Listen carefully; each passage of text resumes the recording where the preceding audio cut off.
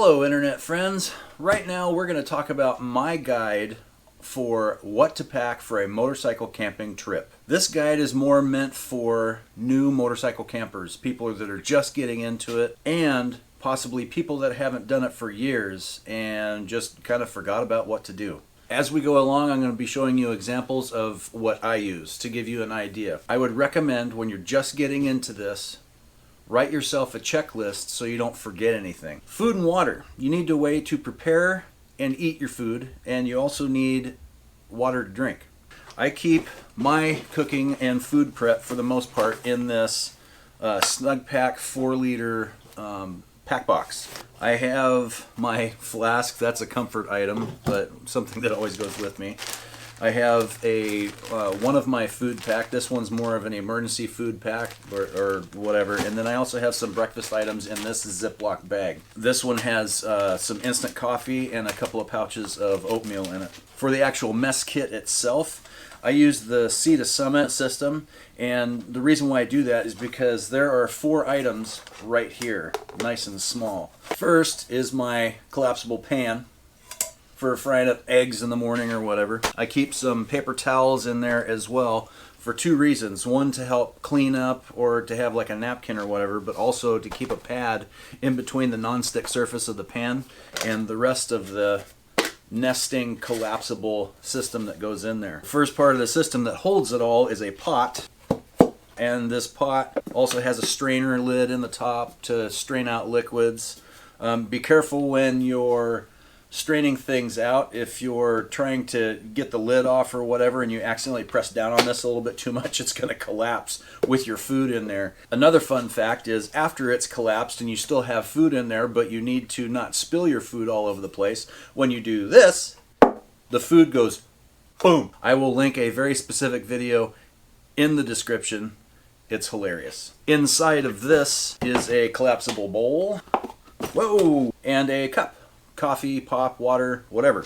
Also in the pack box, I have this bag, which contains my kitchen knife, and this is a Mora. This is a bushcrafter knife. I have a couple of them, and this one I have dedicated specifically to my cooking kit. Also in this bag are my utensils. I have a spork and a spoon, long-handled, because if you're using freeze-dried meals, you want to keep your hand up out of the bag from getting all gooey, right? So look for long-handled utensils. A small pair of tongs. I keep a little Ziploc bag full of seasoning packets that I pick up at various restaurants along the way or whatever. I don't really carry salt and pepper. I used to. It actually makes a huge mess all over the place. So I've gone to little seasoning packets. And I also have a couple of small packets of salt and pepper in here, like the ones you get at the restaurants. And I also have some waterproof matches in here. It's all right there. Now, why do I use a packing cube? All of this stuff you still have to take with you so you can eat and prep, right? And it's going to be just rattling around inside of your bags or your backpack or however you're going to pack your bike. This keeps it all in one spot, so when it's time to start eating or preparing your food, you just pick this up, set it down on your table, whatever, you open it up, and you have everything right there. Now, I carry 2 ways to cook food with me. If I'm using specifically freeze-dried meals or like a soup, like a can of soup or something like that, I'll just use a jet boil. And in the jet boil, everything nests inside of the jet boil. This is a pan holder. Also inside is 1 can of fuel and the burner itself. It nests inside of itself very compactly. I've used this jet boil many times on many trips. It's never failed me. I will also carry 1 extra can of fuel. Now, I mentioned that I take 2 ways to cook with me. Oftentimes when you're on a longer multi-day trip, you'll stop at grocery stores along the way to pick up your food for that afternoon or that evening. That way you're not having to carry a lot of food with you, thereby saving space and weight on the bike. If I'm grabbing like chicken or steak or brats or something like that I want to cook over the open flame on the campfire, I have this. This is a fully collapsible fire grill that when it is put together, it has feet on it on each corner about that long. When it's put together, it ends up being this by this square. So it gives you a lot of cooking space. And lastly, for my cooking, I take 2 32-ounce Nalgene bottles of water. 1 goes in each bag on each side of the bike. A note about water. is, yes, that's only 64 ounces of water. You're always traveling by a water source. Carry a small water filter with you, or just buy water at like a gas station or something to fill these back up for that day.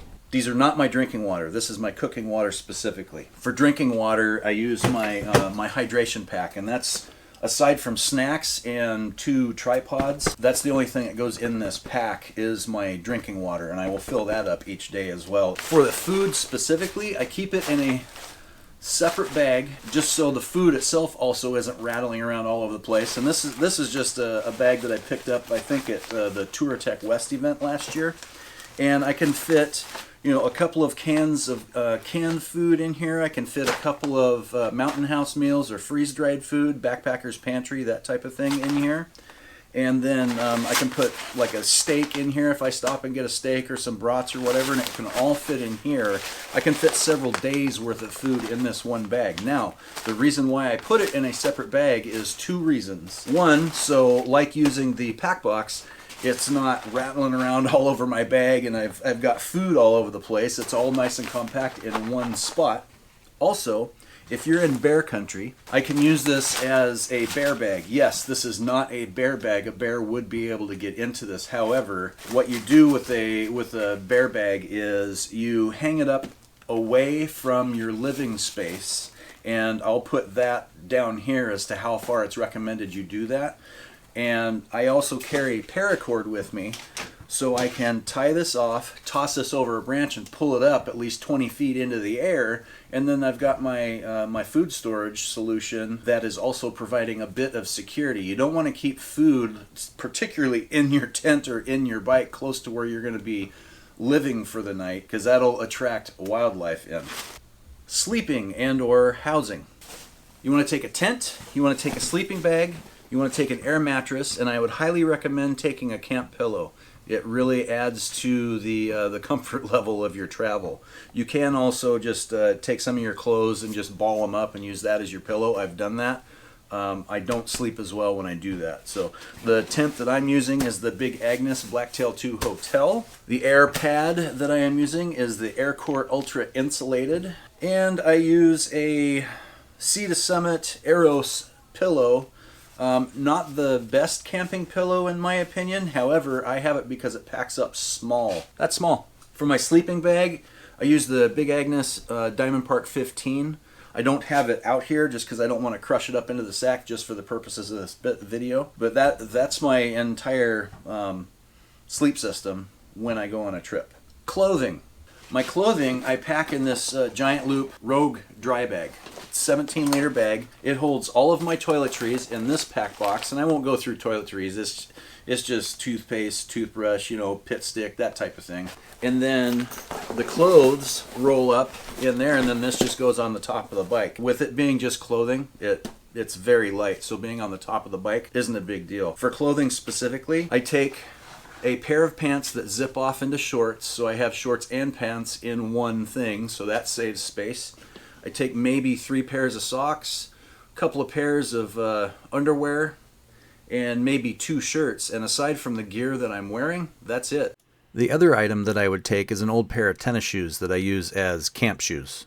If I'm going to be out for multiple days, I'll stop along the way or when we get to camp, and if there's a water source there, I'll just wash the clothes really quick, the old school way, and hang them up to dry, and then they're good to go. Other than that, I'll just stink. I don't care. You don't need a lot of clothes. Another item to keep in mind is take a first aid kit. You never know what's going to happen. You want the trip to go perfectly. You have this beautiful vision in your mind of having this just epic journey and everything goes right. That never happens. Take a first aid kit. Even the smallest of cuts, you have to consider you're basically spending a lot of money to live like a homeless person for several days on a motorcycle. If you get even the smallest of cuts while you're out in the woods or even just traveling, dirt and grime gets in there, it can get infected pretty quick, and that's going to make you sick. So you have to have a way to keep it clean and keep it protected. So even just some Band-Aids. But if you're going to be out in the woods for an extended period of time, such as myself in backcountry routes and whatnot, consider also taking a way to create a splint just in case, and a triangle bandage so you can create a sling in case you get like a shoulder, an elbow injury, or something like that. I keep my first aid kit inside of a Ziploc bag so that it's much less likely to get wet even inside of my bags. Let's go over security really quickly for a minute. Consider where your travels are going to take you. If you're going to be in bear country, definitely take a way to get your food away from your living space, and consider bear spray, just in case. Wild animals are wild animals. And many of them get curious. So take a way to protect yourself, or just simply don't travel in those areas. But do your research before you leave. Miscellaneous. My miscellaneous items for me is my camera gear. Something specifically that I would talk about taking is, one, a way to fix flat tires and minor repairs on the bike, and I would call that a recovery kit. If you're running tubes, you want to have at least one extra tube per wheel. In my case, I only take one extra tube, and it's for the front wheel, because if I get a flat on the rear tire, I can put that tube in the rear and it will stretch enough to inflate the rear tire enough to at least get me to a service center or get me home. Yes, the trip would be over if I had to go home if I couldn't find a service center that had the correct size tube, but at least I'm getting home. I just picked up a rechargeable air compressor that packs very small. I've tested it already and it's fantastic. The charge lasts, I could probably do 8 tires, 8 flats on my bike before I had to recharge this thing. It works very well. Also in the miscellaneous category is take a flashlight, take a headlamp. So we went over food and water, we went over sleeping, we went over clothing, we went over first aid, security, and then the miscellaneous category. If you're considering going out on your first trip or your first trip in a while, think through the things you may need, write yourself a checklist, and check them off as you get them put into your bags.